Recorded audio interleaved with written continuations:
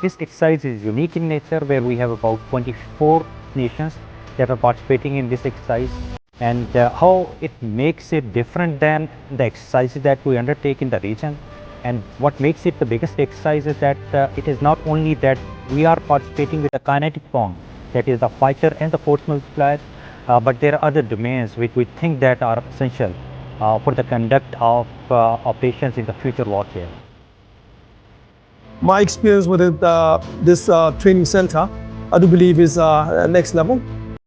It reaches every, not only fighter pilot, but every Air Force's dream to make sure that you can have a multi-domain warfare training, which is what any other country would like. And I would like to commend the country itself, as well as the Defense Force of Pakistan, as well as the Pakistani Air Force, for such a vision. And the fact that it's an indigenous system that they have here, it means that they have a continuous vision to make sure that they can protect and defend their country.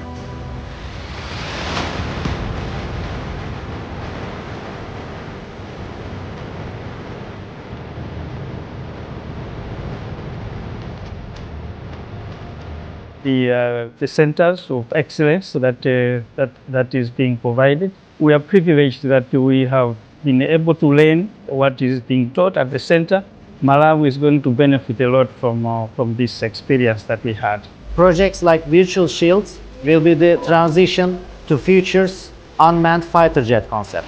It's my first time here in Pakistan, and I enjoy this exercise, and being a part of it is a very big opportunity. Very good environment to share this exercise with multinational forces, with different platforms of aircraft, using the modern and the new weaponry, and the system also supporting this weaponry in a very good combat level environment.